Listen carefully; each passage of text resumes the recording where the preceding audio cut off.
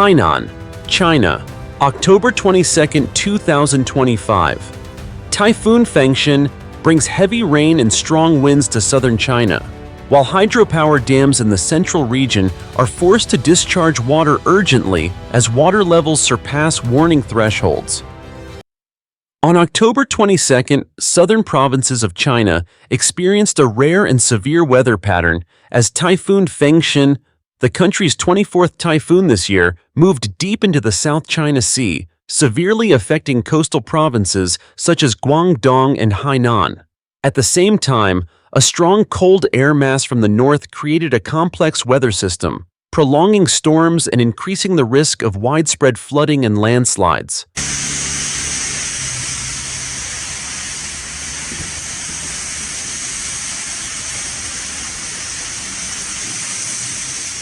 According to China's National Meteorological Center, by the afternoon of October 22nd, the eye of Typhoon Fengshan was located about 170 kilometers northwest of Fulin Island, with maximum wind speeds near the center reaching level 12 and gusts exceeding level 14.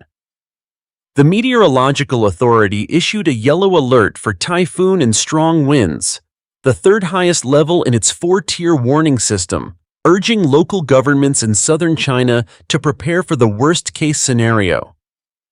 Since October 20th, Fengshan has brought heavy rain, strong winds, and high waves along China's eastern and southern coasts. Rainfall increased significantly on October 21st and 22nd, with many areas in Guangdong and Hainan Island recording heavy to torrential rain, exceeding 200 millimeters within 24 hours in some places.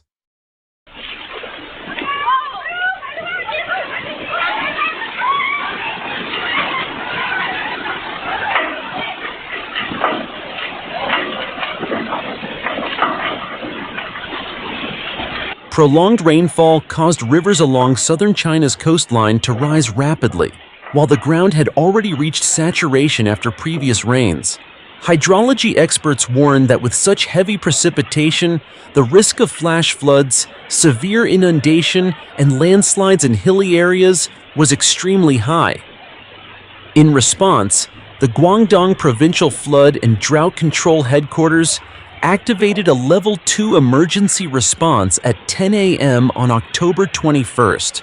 All fishing boats operating in Guangdong's waters were ordered to return to the nearest ports for shelter. Local authorities also instructed all offshore aquaculture workers to move inland and evacuated laborers from coastal wind power facilities. Cross-sea routes, coastal tourist areas, and public beaches were temporarily closed to ensure public safety.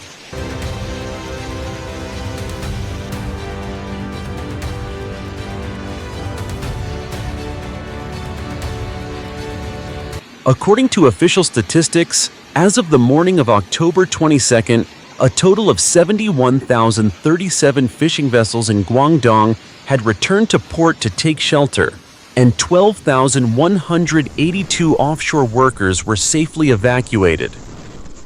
Not only Guangdong, but Hainan Province also issued a Level 2 emergency response at 11 a.m. on October 21st.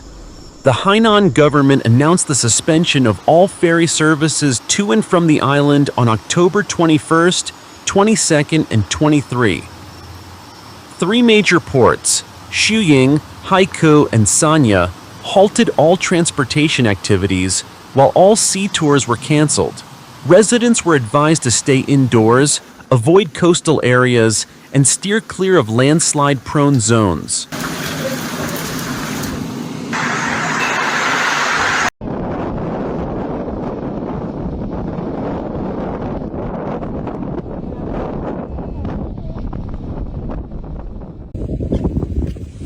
Typhoon Fengshan not only brought strong winds and heavy rains, but also created unpredictable weather dynamics as it interacted with the strongest cold air mass of the second half of the year, which had spread across northern and central China. The collision between the two opposing systems, a tropical typhoon from the south and cold air from the north, triggered extreme weather in many areas. In some northern provinces, temperatures dropped below 0 degrees Celsius, while in the south, rainfall and wind intensity continued to rise. Meteorologists warned that the interaction of these systems could cause rainfall surges in central and southern Guangdong, resulting in a double rain phenomenon, continuous heavy rain over several days, leading to deep flooding and repeated inundations.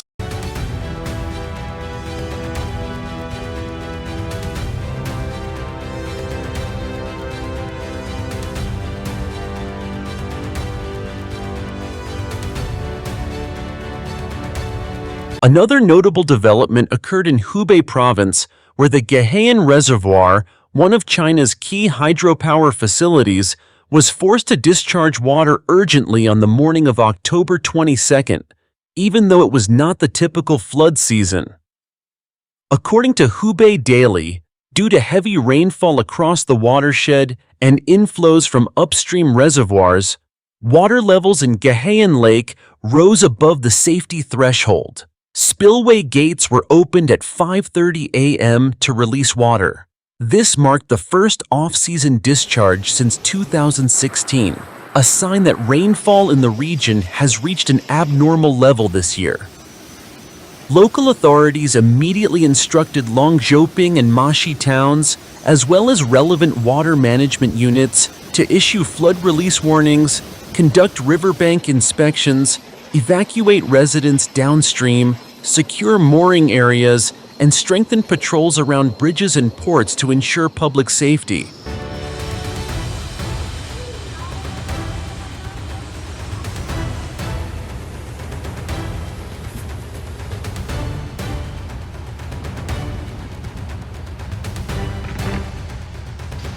In several midland regions with complex terrain, experts warned that the risk of landslides could increase due to soil saturation.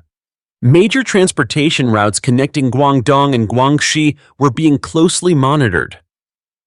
Some riverside and mountain pass roads might be temporarily closed if weather conditions continued to deteriorate. Offshore wind power systems, symbols of China's clean energy transition, were also suspended to prevent technical safety risks. Meanwhile, the National Meteorological Center continuously issued updates urging residents to stay away from coastal zones, avoid going to sea or swimming, and not cross bridges during the typhoon's landfall period. Major media outlets, including People's Daily, China Daily, and Global Times, simultaneously reported on the situation and called for public calm and compliance with government instructions. In major cities like Guangzhou, Shenzhen, and Haikou, emergency preparedness reached the highest level. Urban pumping stations and drainage systems operated continuously to mitigate flooding, while rescue teams, medical staff, and police remained on 24-hour standby.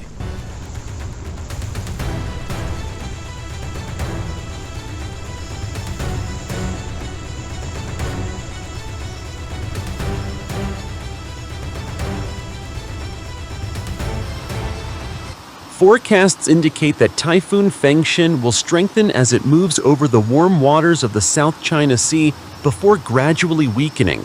However, experts noted that the greatest danger lies not in the wind strength, but in the prolonged rainfall, which could cause deep flooding in coastal plains and low-lying areas. In recent years, southern China has faced similar natural disasters multiple times.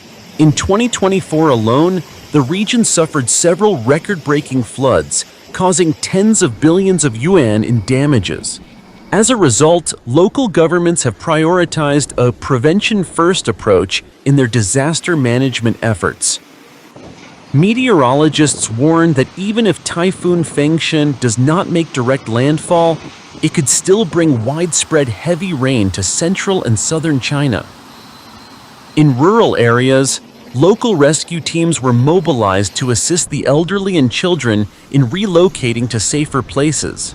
Many schools in Guangdong and Hainan suspended classes temporarily to ensure students' safety.